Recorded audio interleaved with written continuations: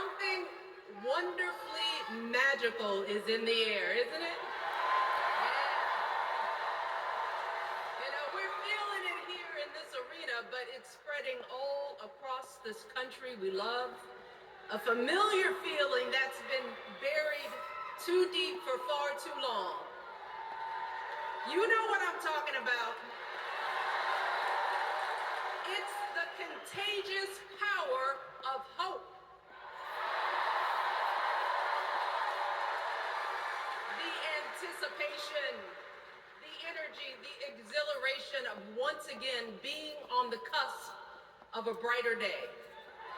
The chance to vanquish the demons of fear, division, and hate that have consumed us and continue pursuing the unfinished promise of this great nation, the dream that our parents and grandparents fought and died and sacrificed for.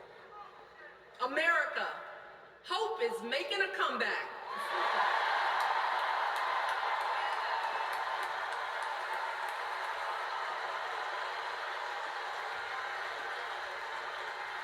But to be honest, I am realizing that until recently, I have mourned the dimming of that hope. And maybe you've experienced the same feelings, that deep pit in my stomach, a palpable sense of dread about the future. And for me, that mourning has also been mixed with my own personal grief.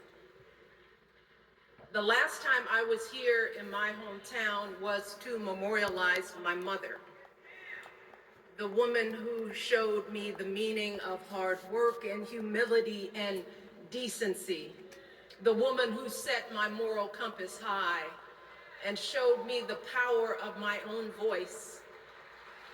Folks,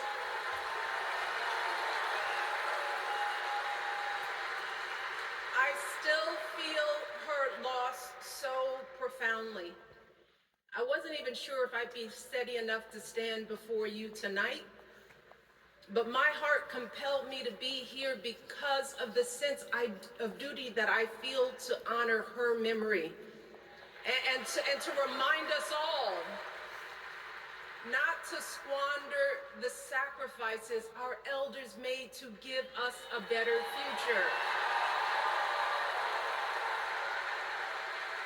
You see, my mom, in her steady, quiet way, lived out that striving sense of hope every single day of her life.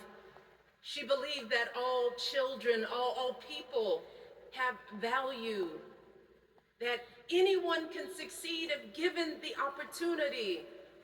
She and my father didn't aspire to be wealthy. In fact, they were suspicious of folks who took more than they needed. They understood that it wasn't enough for their kids to thrive if everyone else around us was drowning. So my mother volunteered at the local school. She always looked out for the other kids on the block. She was glad to do the thankless, unglamorous work that for generations has strengthened the fabric of this nation. The belief that if you do unto others, if you love thy neighbor, if you work and scrape and sacrifice, it will pay off. If not for you, then maybe for your children or your grandchildren. You see, those values have been passed on through family farms and factory towns, through tree-lined streets and crowded tenements, through prayer groups and National Guard units and social studies classrooms. Those were the values my mother poured into me until her very last breath. Kamala Harris and I built our lives on those same foundational values. Even though our mothers grew up an ocean apart, they shared the same belief in the promise of this country. That's why her mother moved here from India at 19 It's why she taught Kamala about justice, about the obligation to lift others up, about our responsibility to give more than we take. She'd often tell her daughter, don't sit around and complain about things, do something. So, with that voice in her head, Kamala went out and she worked hard in school, graduating from an HBCU, earning her law degree at a state school. And then she went on to work for the people, fighting to hold lawbreakers accountable, strengthening the rule of law, fighting to get folks better wages, cheaper prescription drugs, a good education, decent health care, child care, elder care. From a middle-class household, Kamala worked her way up to become Vice President of the United States of America. My girl, Kamala Harris, is more than ready for this moment. She is one of the most qualified people ever to seek the office of the presidency.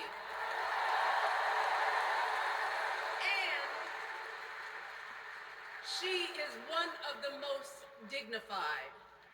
A tribute to her mother, to my mother, and to your mother too. The embodiment of the stories we tell ourselves about this country. Her story is your story. It's my story. It's the story of the vast majority of Americans trying to build a better life. Look, Kamala knows, like we do, that regardless of where you come from, what you look like, who you love, how you worship, or what's in your bank account, we all deserve the opportunity to build a decent life. All of our contributions deserve to be accepted and valued. Because no one has a monopoly on what it means to be an American. No one.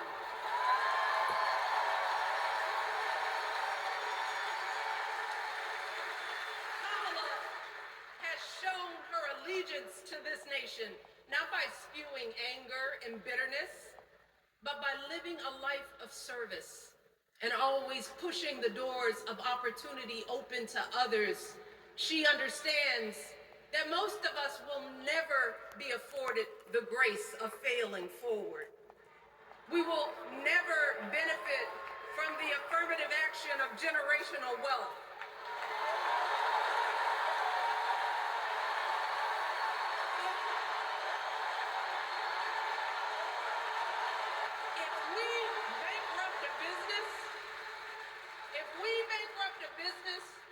Choke in a crisis, we don't get a second, third, or fourth chance.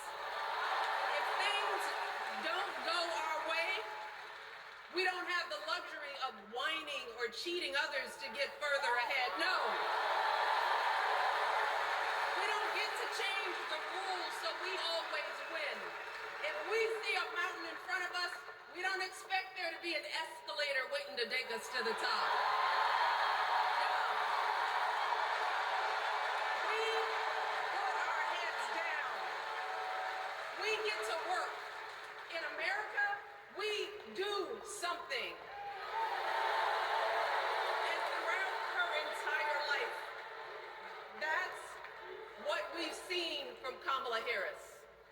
The steel of her spine, the steadiness of her upbringing, the honesty of her example, and yes, the joy of her laughter and her light. It couldn't be more obvious.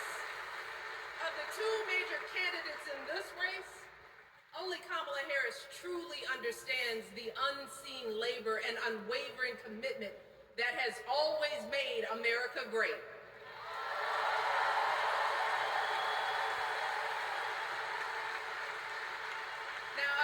Unfortunately, we know what comes next. We know folks are going to do everything they can to distort her truth. My husband and I sadly know a little something about this. For For years, Donald Trump did everything in his power to try to make people fear us. See, his limited, narrow view of the world made him feel threatened by the existence of two hardworking, highly educated, successful people who happen to be black.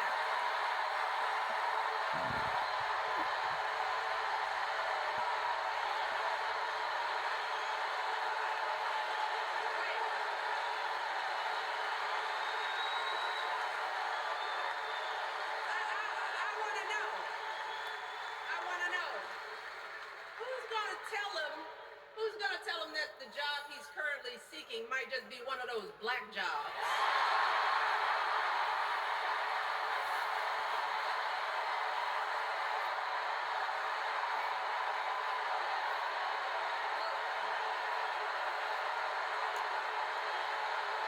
It's his same old con. His same old con. Doubling down on ugly, misogynistic, racist lies as a substitute for real ideas and solutions that will actually make people's lives better. Look, because cutting our health care, taking away our freedom to control our bodies, the freedom to become a mother through IVF like I did, those things are not going to improve the health outcomes of our wives, mothers, and daughters. Shutting down the Department of Education, banning our books, none of that will prepare our kids for the future. Demonizing our children for being who they are and loving who they love, look, that doesn't make anybody's life better. Instead, it only makes us small. And let me tell you this, going small is never the answer. Going small is the opposite of what we teach our kids. Going small is petty, it's unhealthy, and quite frankly, it's unpresidential.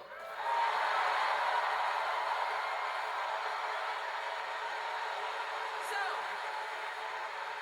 why would any of us accept this from anyone seeking our highest office? Why would we normalize that type of backward leadership? Doing so only demeans and cheapens our politics. It only serves to further discourage good, big-hearted people from wanting to get involved at all. America, our parents taught us better than that, and we deserve so much better than that. That's why we must do everything in our power to elect two of those good, big-hearted people. There is no other choice than Kamala Harris and Tim Walz. No other choice.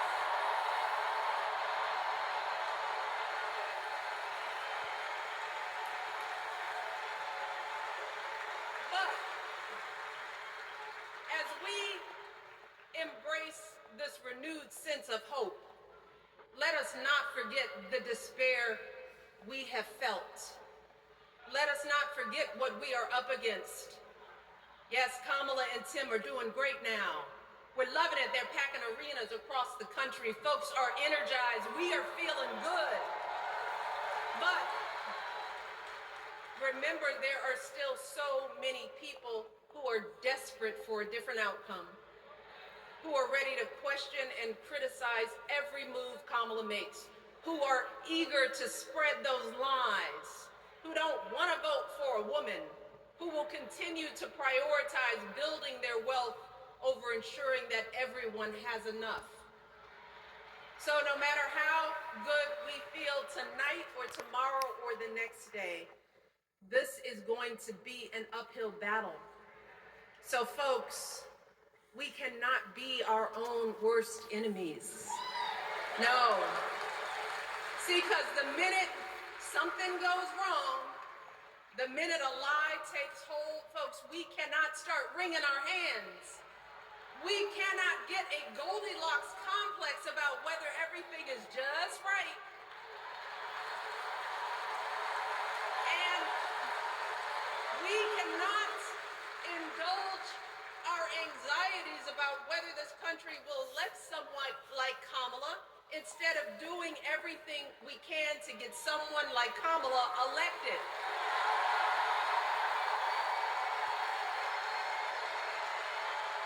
Kamala and Tim, they have lived amazing lives. And I am confident that they will lead with compassion, inclusion, and grace. But they are still only human. They are not perfect. And like all of us, they will make mistakes. But luckily, y'all, this is not just on them. No, this is up to us, all of us, to be the solution that we seek. It's up to all of us to be the antidote to the darkness and division. Look, I don't care how you identify politically, whether you're Democrat, Republican, Independent, or none of the above. This is our time to stand up for what we know in our hearts is right.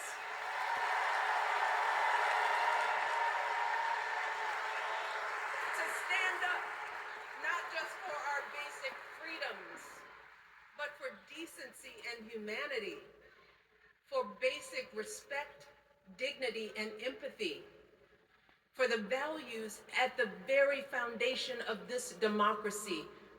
It's up to us to remember what Kamala's mother told her. Don't just sit around and complain, do something. So, if they lie about her, and they will, we've got to do something. If we see a bad poll, and we will, we got to put down that phone and do something. If we start feeling tired, if we start feeling that dread creeping back in, we got to pick ourselves up, throw water on our face, and what? We only have 2.5 months, y'all, to get this done. Only 11 weeks to make sure every single person we know is registered and has a voting plan. So, we cannot afford for anyone America to sit on their hands and wait to be called. Don't complain if no one from the campaign has specifically reached out to you to ask you for your support. There is simply no time for that kind of foolishness. You know what you need to do. So, consider this to be your official ask. Michelle Obama is asking you, no, I'm telling y'all to do something.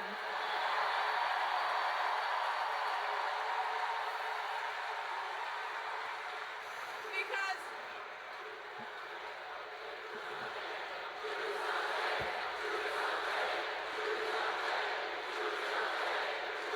you all, this election is going to be close. In some states, just a handful, listen to me, a handful of votes in every precinct could decide the winner. So we need to vote in numbers that erase any doubt. We need to overwhelm any effort to suppress us. Our fate is in our hands. In 77 days, we have the power to turn our country away from the fear, division, and smallness of the past. We have the power to marry our hope with our action. We have the power to pay forward the love, sweat, and sacrifice of our mothers and fathers and all those who came before us. We did it before, y'all, and we sure can do it again. Let us work like our lives depend on it. And let us keep moving our country forward and go higher. Yes, always higher than we've ever gone before as we elect the next president and vice president of the United States, Kamala Harris and Tim Walz. Thank you all. God bless.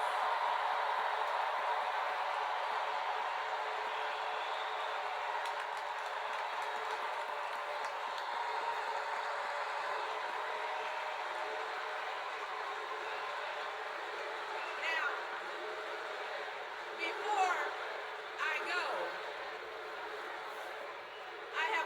job tonight.